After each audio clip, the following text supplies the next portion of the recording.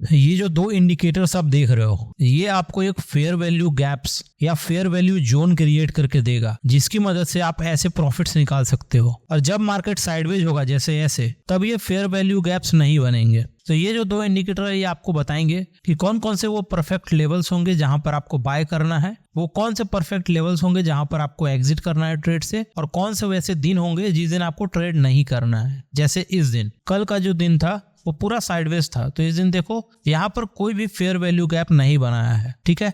तो इन जोन्स की मदद से आप अच्छे ट्रेड ले पाओगे, और अगर आप इनका यूज अच्छे से करते हो तो आप इंट्राडे में प्रॉफिटेबल बन सकते हो।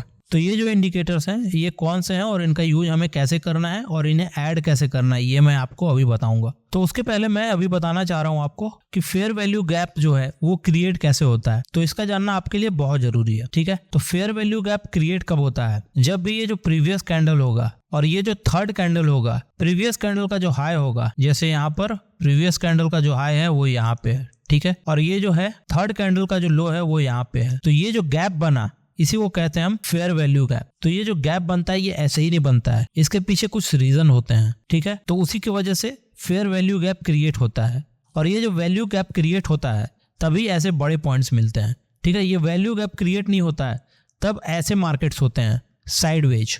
यहाँ पर देखो कोई भी वैल्यू गैप क्रिएट नहीं हुआ है, यहाँ पर पूरा मार्केट साइडवेज है। तो ऐसे मार्केट्स को हम इग्नोर कर सकते हैं इन दोनों इंडिकेटर्स की मदद से। तो ये जो फेयर वैल्यू गैप्स है ये आपको खुद से बनाने की और कैलकुलेट करने की जरूरत नहीं है। मैं एक इंडिकेटर बताऊंगा जिसकी मदद से आप ये फेयर वैल्यू गैप ऑटोमेटिक आपका जनरेट करके देगा, और एक और इंडिकेटर बताऊंगा जिससे आपको ट्रेंड का पता चलेगा कि अभी कौन सा ट्रेंड चल रहा है मार्केट में, आपको बाई साइड जाना है या सेल साइड जाना है, और आपका जो ट्रेंड है वो खत्म कब हो रहा है, ठीक है। तो चलिए जानते हैं कि वो दो इंडिकेटर कौन से हैं और उनको ऐड कैसे करना है। तो ये रहा निफ्टी का चार्ट, ठीक है। यहाँ पर हम टाइम फ्रेम जो यूज कर रहे हैं वो है 5 मिनट। आप 5 मिनट की जगह पे 3 मिनट्स भी यूज कर सकते हो, 15 मिनट्स भी यूज कर सकते हो, ये आपके ट्रेडिंग स्टाइल पर डिपेंड करेगा, ठीक है। उसके बाद हम इंडिकेटर ऐड करते हैं। तो सबसे पहला इंडिकेटर ऐड करने के लिए हमें इंडिकेटर सेक्शन में आना पड़ेगा, और यहाँ पे सर्च करना है हमें फेयर वैल्यू गैप। जैसे ही आप फेयर वैल्यू सर्च करोगे आपको यहाँ पर पहला जो इंडिकेटर है वो दिखेगा फेयर वैल्यू गैप, इसको आपको ऐड कर लेना है, ठीक है। तो ये रहा हमारा फेयर वैल्यू गैप, ठीक है। उसके बाद क्या है, सेकंड इंडिकेटर है, उसके लिए भी हम यहाँ पे सर्च करेंगे फेयर वैल्यू गैप। जैसे ही हम फेयर वैल्यू सर्च करेंगे यहाँ पर देखो फेयर वैल्यू बैंड्स है, इसको आपको ऐड कर लेना है, ठीक है। जैसे ही क्लिक करोगे आपका ये ऐड हो जाएगा, थोड़ा टाइम लगेगा, उसके बाद ये ऐड हो जाएगा। आपको इसके सेटिंग्स में आना है और यहाँ पर आपको स्टाइल्स में आना है, ठीक है। और यहाँ पे नीचे आने के बाद आपको ये टेबल जो है वो क्लोज कर देना है, ठीक है। बाकी जो सारे सेटिंग्स रहेंगे वो सेम रहेंगे। उसके बाद आपको क्या करना है, ओके कर देना है, ठीक है। तो ये जो इंडिकेटर है ये आपका ऐड हो चुका है।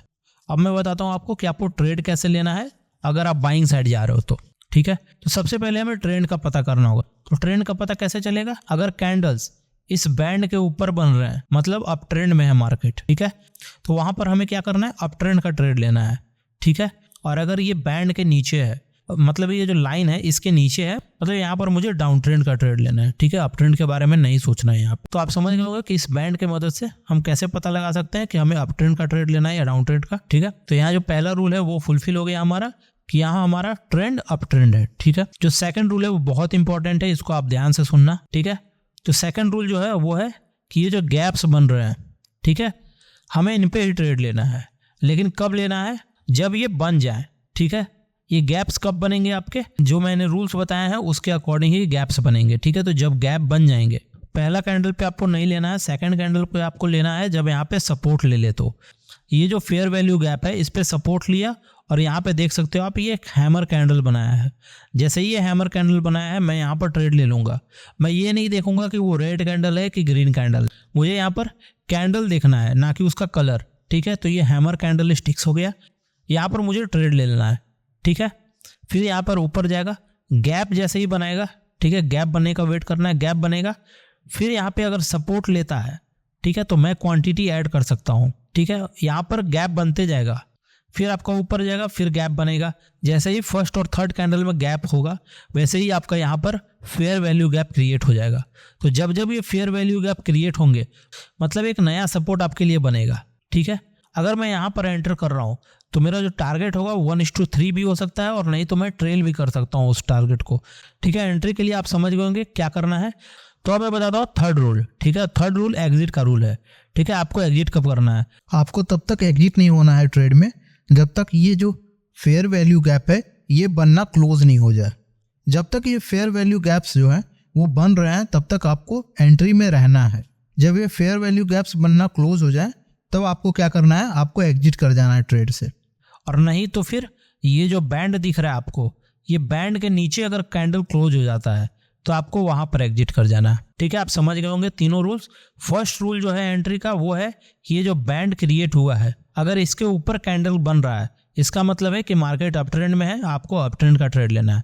पहला रूल यहाँ पे फुलफिल हो गया कि हमने ट्रेंड फाइंड कर लिया। तो सेकंड रूल हमारा है जो फेयर वैल्यू गैप है जो क्रिएट हुआ है उस पर एक अच्छा कैंडल बनना चाहिए, सेकंड रूल हो गया। और थर्ड रूल हमारा एग्जिट के लिए है, हम तब तक एग्जिट नहीं करेंगे ट्रेड से जब तक हमारा ये फेयर वैल्यू गैप बनते रहेगा, क्रिएट होते रहेगा।